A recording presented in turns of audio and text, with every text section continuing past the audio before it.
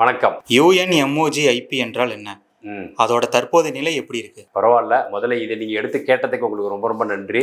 United nation military observer group in India and Pakistan அப்படிங்கிறது இது என்னன்னா, இந்தியா பாகிஸ்தான் இந்தியா பிரியும் போது அப்போ அந்த பார்டர் இருக்கு இல்லையா, அங்கே பீஸ் கீப்பிங் இருக்கணும். அதை யாராவது வயலேட் பண்ணினா அப்போ யுனைடெட் நேஷனுக்கு தெரிவிக்கணும் அப்படின்னு சொல்லிட்டு ஒரு குழு அமைச்சாங்க. அது 3 பேர் சேர்ந்த குழு.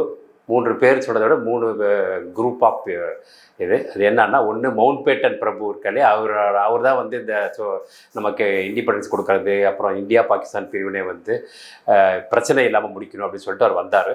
அது பிரச்சனை இல்லாமல் முடிஞ்சுதாங்கிறது வேறு, பட் அவர் வந்தார். ஸோ அவர் ஒரு குழு. அப்புறம் நம்ம நாட்டிலேருந்து நேரு, அங்கே முகமது அலி ஜின்னா, 3 பேர் சேர்ந்து என்ன சொன்னாங்கன்னா, நாடு பிரிக்கப்பட்டது, ஆனால் அந்த பார்டர் இருக்கு இல்லையா, ஜம்மு காஷ்மீர், இஸ்லாமாபாத், அந்த இதெல்லாம் இருக்கு இல்லையா, அங்கே எதுவும் எந்த நாட்டு மிலிட்ரியும் மற்ற நாட்டை தாக்கக்கூடாது, பீஸ் கீப் இருக்கணும். அதை யாரும் வயலேட் பண்ணால் அது யுனைடெட் நேஷனுக்கு கொண்டு போவோம் அப்படின்னு சொல்லிட்டு ஒரு குழு அமைச்சாங்க. அதுதான் யுனைடெட் நேஷன் மிலிட்ரி. அதாவது மிலிட்ரி அந்த மற்ற நாட்டு மக்களையோ இல்லை மிலிட்ரி பீப்புளையோ ஆர்மி பீப்புளையோ தாக்கக்கூடாது அப்படிங்கிறதாக தான் இது ஆரம்பித்தது. ஆக்சுவலி 1947 பிரியும் போது இதை போடணும்னு சொல்லி சொன்னாங்க. பட் பாகிஸ்தான் இதுக்கு ஒத்து வரல. அது அப்படியே இழுத்து 1949 தான் United nation military observer group in India and Pakistan அப்படின்னு சொல்லி அமைச்சாங்க. இந்த குழுவோட முக்கிய நோக்கம் என்னன்னா, ஏதாவது பிரச்சனை வந்தது அப்படின்னா அதை உட்காந்து பேசி அதை சரிப்படுத்தணும். அதை யாராவது வயலேட் பண்ணால் யுனைடெட் நேஷனுக்கு கொண்டு போய் சொல்லணும். இதுதான் வெரி சிம்பிள். இதுதான், வேறு ஒன்றுமே கிடையாது.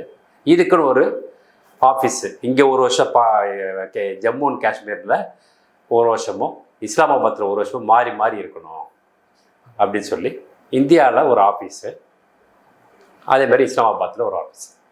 இங்கே யாரெல்லாம் இருப்பாங்கன்னு சொன்னால், இந்த 2 நாட்டுக்கு லீடர்ஸ் இருந்தாலும் வெளிநாட்டு மெம்பர்ஸ் இருப்பாங்க. என்னோட மெம்பர்ஸ்லாம் யாருன்னு பார்த்தீங்கன்னா, பிலிப்பைன்ஸு, கொரியன்னு, தி ரிப்பப்ளிக் ஆஃப் கொரியன்னு, மெக்சிகோ, இட்டாலி, இந்த மாதிரி ஒரு 10 நாட்டுலேருந்து ஒரு டெலிகேட்ஸை செலக்ட் பண்ணி அவங்க இங்கே உட்காந்துருப்பாங்க. இது கிட்டத்தட்ட ஒரு அந்த ஆஃபீஸில் பார்த்தீங்கன்னா கிட்டத்தட்ட 40-50 பேர் இருப்பாங்க. இங்கே ஒரு வருஷம் அங்கே ஒரு வருஷம் மாறி மாறி இருப்பாங்க. இல்லை என்னன்னு பார்த்தீங்கன்னா, கிட்டத்தட்ட அந்த 40 பேர் வெளிநாட்டிலேருந்து உட்காந்துருக்காங்க இல்லையா, 10 நாட்டிலேருந்து, அவங்க எல்லாருமே நமக்கு இந்தியாவுக்கு இதுவரைக்கும் இன்னி வரைக்கும் சாதகமாக பேசுகிறதே கிடையாது. நடக்கிற பிரச்சனையை யுனைடெட் நேஷனுக்கு கொண்டு போகிறதும் கிடையாது. இது அவங்களோட வேலை. இது முழுக்க முழுக்க பாகிஸ்தானுக்கு சப்போர்ட்டாகவே அவங்க இருந்தாங்க. அதுக்கப்புறம் 71 பங்களாதேஷ் பிரிஞ்சது இல்லையா, அப்போ என்ன பண்ணாங்க, அது பாகிஸ்தானில் தான் இருந்தது, அது பிரிஞ்சது இல்லையா, அப்போ என்ன பண்ணாங்க, சிம்லா ஒப்பந்தம்னு ஒன்று போட்டாங்க. பாகிஸ்தான் இது பங்களாதேஷ் பக்கத்தில் இருக்குன்னா அங்கே ஒரு ஒப்பந்தம் போட்டாங்க. இந்த 2 இதுவுமே பாகிஸ்தான் இதுவரைக்கும் கடைப்பிடிச்சதே கிடையாது. எந்த ஒரு இடத்துக்கு இப்போ நடந்த பகல்காமிலேருந்து சரி, இதை யுனைடெட் நேஷன் கொண்டு போகக்கூடிய இந்த 10 நாட்டு மெம்பர்ஸ் இருக்காங்க இல்லையா, இவங்க ஒழுங்காக கொண்டு போகிறதே கிடையாது, நமக்கே அட்வைஸ் பண்ணுறது. அதுக்கப்புறம் 2019 என்ன பண்ணார் நம்ம மோடி, ஆர்டிக்கல் ரிவோக் பண்ணியாச்சு 370. அப்போ என்ன சொன்னாங்கன்னா, சரி என்ன இப்போ காஷ்மீரோட சேர்த்தாச்சு, காஷ்மீர் இந்தியாவோட சேர்த்தாச்சு, இனிமேல் உங்களோட உதவிகளுக்கு தேவையில்லை, நாங்கள் பார்த்துக்கிறோன்னு சொல்லிட்டு விசாவெல்லாம் ரத்து பண்ண ஆரம்பிச்சிட்டாங்க.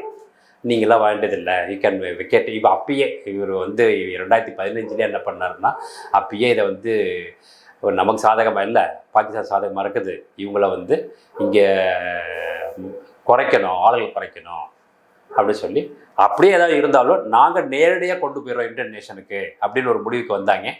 அதுக்கப்புறம் நடந்தது இந்த ரிவோக் ஆச்சு. ரிவோக் ஆனதுக்கப்புறமா நீங்கள் காலி பண்ணி இப்போ கூட என்ன பண்ணாங்க, விசாவை யாருக்கும் கொடுக்க மாட்டேன் அப்படின்னு சொல்லிட்டாங்க. ஸோ இந்த மாதிரி ஒரு டிசிஷன் யுனைடெட் நேஷன் எதிர்பார்க்கல, யாரும் சொல்லவும் இல்லை, அவங்களாம் எதிர்ப்பு சொல்ல முடியல. இதுதான் அதுமாதிரி சிம்லா ஒப்பந்தமும் அதே தான். அது ஆல்ரெடி இப்போ பங்களாதேஷ் ஒரு தனி நாடாக போயிடுச்சு. அந்த பார்டர் பிரச்சனை நமக்கு இங்கே பாகிஸ்தானும் இங்கே ஜம்மு காஷ்மீரில் இருக்க மாதிரி ஒரு பிரச்சனை அங்கே இல்லை. அதனால் அதுவும் ஒப்பந்தம் இருக்குது. ஆனால் இப்போயும் ஆர்கனைசேஷன் இருக்குது, எம்ப்ளாயீஸ் இருக்காங்க, but no more visa for the foreigners அப்படின்னு ஒரு தைரியமாக கொண்டு வந்தது இந்த மோடி அரசாங்கம். இது ஒரு பெரிய விஷயமானது ஒரு தான்.